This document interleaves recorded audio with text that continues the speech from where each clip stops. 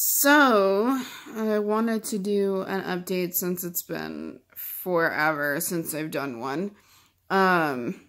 So I had my baby and he's 3 months old now. By the end of the pregnancy, I don't know if I had talked about my excess amniotic fluid in my last post, but I was diagnosed with that at like 29 weeks or something, and it got really bad to the point where I was in a ton of pain. I had like 6 or 7 liters of extra fluid, and it was really, really painful. So that was one of the worst parts, besides the hyperemesis and generally feeling like crap and dealing with the excess weakness and stuff that I was going through. So I was told that most people get a break from their sphincter vodi dysfunction at about throughout their pregnancy, and then it comes back at about 6 weeks postpartum. At this point, I'm like 12 or 13 weeks postpartum, and I still don't have attacks. I avoid my triggers, but I used to have like chronic pain in my pancreas, and I don't get that very often. The only time I feel anything is if I eat something like super, super fatty, and it makes me nauseous first, and then I feel a little bit of an ache in my pancreas, and that's about it. So that's interesting that I'm not having attacks. I don't know how I feel about that. It's kind of weird. I mean, you get so used to being in that kind of pain for a long period of time, and then it just goes away. So that's the only positive. Everything else has been horrible for the most part, related to me physically. I lost a tooth due to the hyperemesis. I lost all the enamel on my top teeth, so I have to get fillings on all my front top teeth, and then they pulled my back molar like 3 days ago, and it still hurts pretty bad, but I still weigh the same. I didn't lose weight after I gave birth. I lost all the amniotic fluid in the baby, and that totaled 25 pounds together. And so when I came home from the hospital, I weighed exactly the same as when I got pregnant. So I didn't gain any weight. And then I discovered that I wanted to spend my time helping people, and one of the ways that I could help was by making gift boxes for people that are suffering in the same way that I did. So, the chronic vomiting and nausea and all that kind of stuff, it's not just for hyperemesis through pregnancy, but also through people going through chemotherapy and things like that. So you're suffering constantly with nausea and vomiting, and you can't get any relief, and nobody knows what to do to help you, and they keep trying to shove food down your face. So all of my products are low or no scented. There's no food products involved. It's just stuff that helps people and actually helps them. Like, if brushing your teeth makes you vomit, you still need to do something, because obviously my teeth rotted out after not brushing and drinking nothing but Coke to stay alive through my pregnancy. So, you can, I got the Wisp toothbrushes and put those in there, so there's no anything crazy, no water, and it's really small so it doesn't make you gag.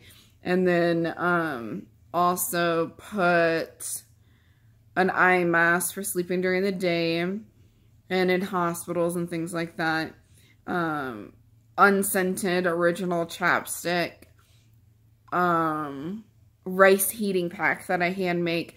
I sell those individually too, just because it's a big deal for everybody. I think everyone should have a rice heating pack. It's like the greatest thing ever. My packaging, like the outside fabric is all 100% cotton, and I just fill that with white rice, and you microwave it and get it all hot, and then you use that for 10 to 20 minutes, and then it helps with all kinds of soreness and misery. So I love those things. They're awesome. So I like make those and give them away because I love making them, and people seem to love using them. So it's pretty awesome. And then there's a few other things in there that are really helpful. Puke bags and incontinence pads, a tumbler cup that you can put whatever safe drink you have, even if it's like freezing cold, ice cold Coca-Cola slushies, you know, you can use that too. So that's not a big deal. So yeah, it was like one of those things that like out of the darkness, I wanted to create something nice for people. And I started the project when I was pregnant still, and I gave away a few boxes, and, you know, I donated some to a cancer patient, a guy who's going through chemo for MS, and a few moms who have HG. One mom who had HG during her pregnancy, and then after her pregnancy still had extreme gallbladder issues and was still vomiting constantly. So I gave her one too. So yeah, it's pretty wide range of people that could use them. So then I went from that and added cancer or chronic illness care packages for kids as well. I call them Chemo Kid care pack or gift boxes, and those are super cool.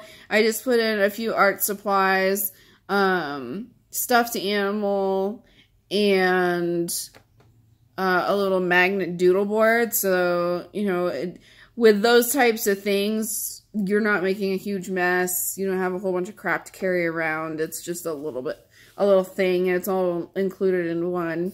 And then a couple suckers, and the heating pack, and chapstick, lotion, and hand sanitizer, because they need to stay away from as many germs as possible. So yeah, it's something I'm super passionate about, and I would really like it to take off. I've only sold a few boxes so far, and most of my stuff has been donation based. So yeah, I hope it goes. So jeez, it's like 10:30 at night. So so there's the most update. Right now I'm going back and forth with my rheumatologist, trying to figure out where the line is with my autoimmune diseases. He's thinking I have like an aggressive form of rheumatoid arthritis, but I'm not really seeing that, because it's not my joints that hurt. It's all my whole body. Like, I feel like chronically ill. Like, I just have the flu all the time. And over the last 2 months, I've developed a low-grade fever that won't go away. And there's no cold or flu or anything. It's just I have a fever. And I also have cold sweats and hot flashes all the time. So anytime I move even slightly, I start pouring sweat. Or if I wake up in the morning, once my metabolism like turns on, I start pouring sweat.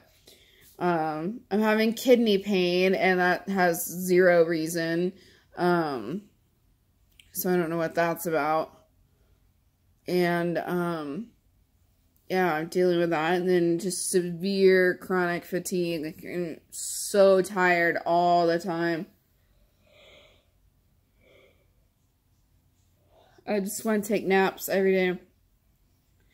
But, of course, I've got a 3-month-old baby and a 5-year-old who won't let me do anything besides entertain her. So, yeah. Well, there's that. I guess I don't have anything on the sphincter voti front besides the fact that I'm not having attacks. I don't know how long that's going to last, but I'm hoping forever because that would be freaking sweet. I'm going to switch my diet because I need to lose weight really bad. So I'm scared that switching my diet is going to be bad or mess up my pancreas or something in the process. So that's my nervousness. So we'll find that out. I'm going to start on Monday and go from there. So I'll probably do an update after like a week to 30 days of me doing this diet and see how I feel and stuff, because I just feel like general crap. So hopefully I can feel better.